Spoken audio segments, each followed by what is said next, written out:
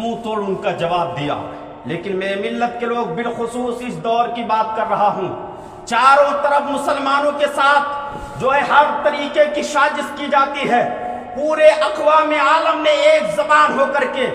دہشت گردی کو اسلام اور مسلمانوں سے جوڑ دیا.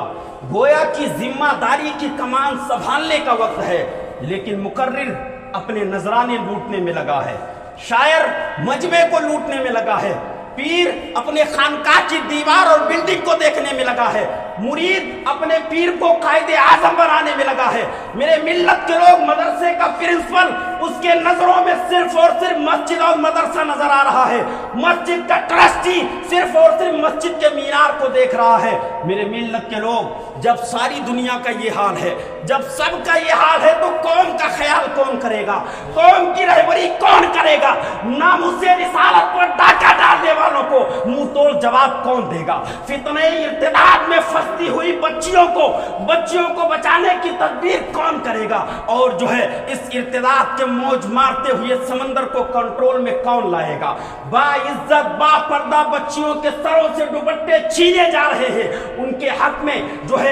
صدائے جہاد کون بلند کرے گا, ان کے حق میں صدائے جہاد کون بلند کرے گا. اور میرے ملت کے لوگ مغرب زدہ نوجوان طبقے کو اسلامی لبادہ کون اڑھائے گا, اور جو ہے نظریاتی اور فکری طور پر مرتد ہو چکی قوم کے شکوک و شبہات کا ازالہ کون کرے گا. میرے ملت کے لوگ کوئی اور نہیں آئے گا, کوئی اس ذمہ داری کی کمان سنبھالنے کے لیے کوئی اور نہیں آئے گا, بلکہ سب سے پہلی ذمہ داری جو ہے وہ علماء کے جماعت کی ہے. سب سے پہلی ذمہ داری اگر کسی پر عائد ہوتی ہے تو علماء پر ہوتی ہے. آپ کہو گے اتنے دھڑلے سے ایسی بات کیسے کہہ سکتے ہو, اس دنیا میں تو کتنے لوگ سروائیو کرتے ہیں, اس دنیا میں تو کتنے کلمہ پڑھنے والے ہیں, آپ نے علماء کی جماعت پر لا کر کے تھوپ دیا. تو میں آپ سے کہنا چاہتا ہوں, آپ خود اپنی تقریر میں, اپنی تحریر میں, اپنے محافل میں, اپنے اجتماعات میں, اپنے مساجد میں بڑے دھڑلے کے ساتھ اور بڑے فخر کے ساتھ پڑھتے ہو ان العلماء ورثۃ الانبیاء,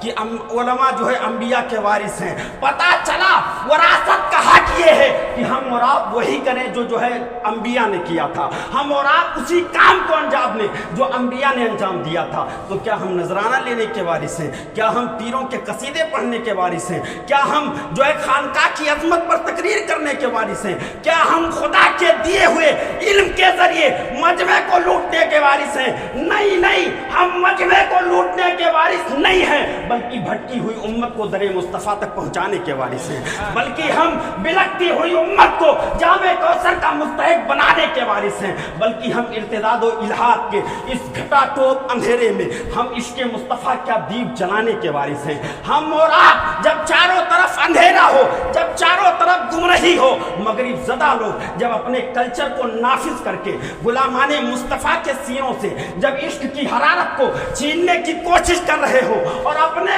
رنگ میں رنگنے کی مہم چلا رہے ہو, اس وقت سنت مصطفیٰ کا اجالا لے کر قوم کو سیدھی راہ دکھانے کے وارث ہیں. جب بھگوالا ٹریپ کا شکار ہو کر مسلمان بچیاں بغاوت خداوندی کو دعوت دے رہی ہوں, جب خدا کے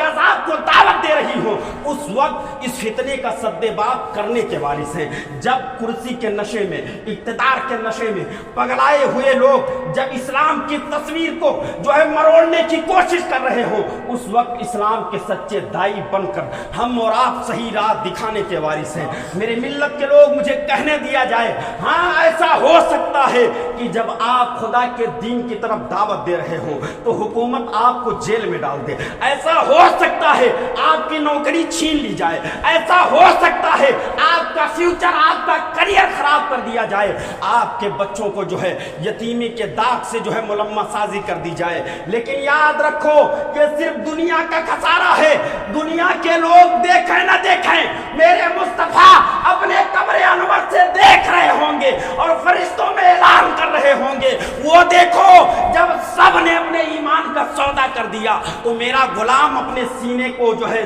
تان کر کے کھڑا ہے اور بمانگے دوحل لوگوں میں اعلان کر رہا ہے, بے دام ہی بک جائیے, بازار نبی میں اس شان کے سودے میں خسارے نہیں ہوتے,